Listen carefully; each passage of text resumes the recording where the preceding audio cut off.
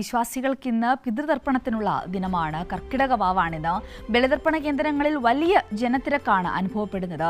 നമുക്ക് തിരുവനന്തപുരം തിരുവല്ലം പരശുരാമ ക്ഷേത്രത്തിൽ ബലിതർപ്പണത്തിനെത്തിയിരിക്കുന്ന ആയിരങ്ങൾ ആ ദൃശ്യങ്ങളിലേക്കാണ് പോവേണ്ടത്. രാവിലെ 2 മണിക്ക് ആരംഭിച്ച ബലിതർപ്പണം ഉച്ചയ്ക്ക് 2 മണി വരെയാണ് നീളുന്നത്. നൗഫൽ ഉണ്ട്, അവിടെ നിന്നും നൗഫലിലേക്ക് പോകാം. Naufal, good morning. ഇന്നത്തെ ഒരു ദിവസം കർക്കിടക വാവാണ്. വിശ്വാസികൾക്ക് അത് സ്വന്തം പൂർവികരെ സ്മരിക്കുവാനുള്ള ഒരു ദിനം കൂടിയാണ്. വലിയൊരു തിരക്കുണ്ട് അവിടെ, അല്ലേ?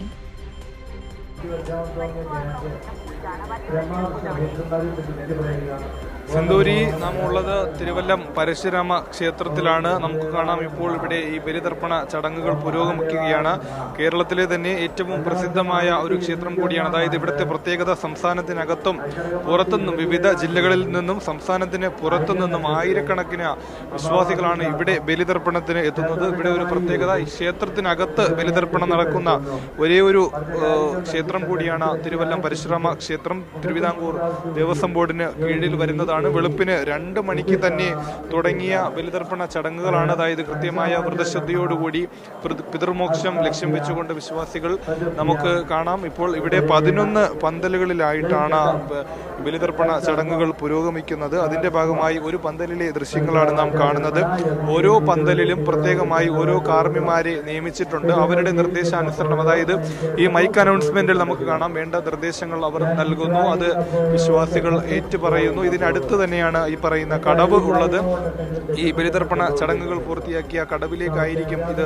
തൊട്ടടുത്ത് തന്നെയാണ് കടവുള്ളത്. അവിടെ എത്തിയാണ് ഈ ചടങ്ങുകളൊക്കെയും ഇവർ പൂർത്തിയാക്കുന്നത്. അതായത് ഒരു റൗണ്ട് പൂർത്തിയാക്കാൻ ഏതാണ്ട് 1 മണിക്കൂർ സമയമാണ് എടുക്കുന്നത്. ഈ പറയുന്ന ഒരു പന്തലിൽ 6 വരികളാണ് നമുക്ക് കാണാൻ വേണ്ടി കഴിയുന്നത്. ഒരു പന്തലിൽ ഏതാണ്ട് 150ഓളം പേർ ചേർന്നുകൊണ്ടാണ്. ഒരു പന്തലിൽ ഏതാണ്ട് 150 പേരാണ് ഉള്ളത്. ഈ പറയുന്ന നേരത്തെ പറഞ്ഞതുപോലെ കടവിനോട് ഇതിനോട് ചേർന്ന് തന്നെയാണ് കടകൂടി വരുന്നത്. അവിടെ എത്തിയാണ് ഈ ചടങ്ങുകൾ പൂർത്തിയാക്കുന്നത്. തിരുവിതാംകൂർ ദേവസ്വം ബോർഡിന് കീഴിൽ വരുന്നതാണ് ഈ തിരുവല്ലം പരശുരാമ ക്ഷേത്രം.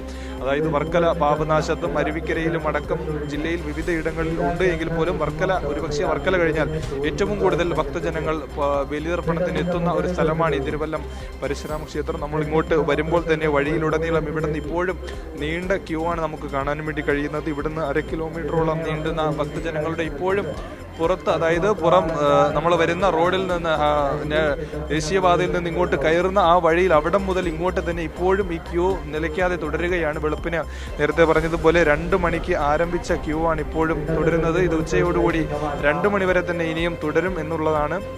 അതായത് ഓരോ പന്തലിലും നേരത്തെ പറഞ്ഞതുപോലെ 6 വരികളിലായി 150ഓളം പേർ, അങ്ങനെ 11 പ്രത്യേകം സജ്ജീകരിച്ച 11ഓളം ബലിമണ്ഡപങ്ങളാണ് ഇവിടെ ഒരുക്കിയിട്ടുള്ളത്. അതിൽ എടുത്തു പറയേണ്ടത്, ക്ഷേത്രത്തിനകത്ത് ആദ്യം എത്തുന്നവർക്കായിരിക്കും അവിടെ അവസരം കിട്ടുക. അത് കേരളത്തിൽ തന്നെ ഏക ക്ഷേത്രത്തിനകത്ത് ബലിതർപ്പണം നടക്കുന്ന ഒരേ ഒരു സ്ഥലം കൂടിയാണ് ഈ തിരുവല്ലം പരശുരാമ ക്ഷേത്രം. എന്തായാലും ഇവിടെയുള്ള എല്ലാ ഒരുക്കങ്ങളും പൂർത്തിയായി. രാവിലെ 2 മണിക്ക് തുടങ്ങിയ ചടങ്ങുകൾ ഇപ്പോഴും ഓരോ റൗണ്ടുകളായിട്ട് ഇങ്ങനെ ഇപ്പം നമുക്ക് കാണാം. ഈ പന്തലിന് പുറത്ത് ഇപ്പോഴും ആളുകൾ ക്യൂ നിൽക്കുകയാണ്. ഓരോ റൗണ്ടുകൾ പൂർത്തിയാക്കി കൃത്യമായി ഓരോ മണിക്കൂറുകൾ ഇടവിട്ട് കൃത്യമായ ഇടവേളകളിൽ അടുത്ത ആളുകളെ കയറ്റുന്ന ഒരു സംവിധാനമാണ്. അതുകൊണ്ട് തന്നെ ഇവിടെ പെട്ടെന്ന് കൃത്യമായ ക്രമീകരണങ്ങളെല്ലാം ഏർപ്പെടുത്തിയത് കൊണ്ട് തന്നെ പെട്ടെന്ന് തന്നെ ഓരോ ഇതും പെട്ടെന്ന് പൂർത്തിയാക്കി അടുത്ത ആളുകൾക്ക് അവസരം കിട്ടുന്ന ഒരു രീതിയിലാണ്. നേരത്തെ പറഞ്ഞതുപോലെ സംസ്ഥാനത്തിന്റെ വിവിധ ജില്ലകളിൽ നിന്നുള്ളവർ ഇങ്ങോട്ടേക്ക് എത്തുന്നുണ്ടെന്നാണ് ഈ തിരുവല്ലത്തിന്റെ ഒരു പ്രത്യേകത.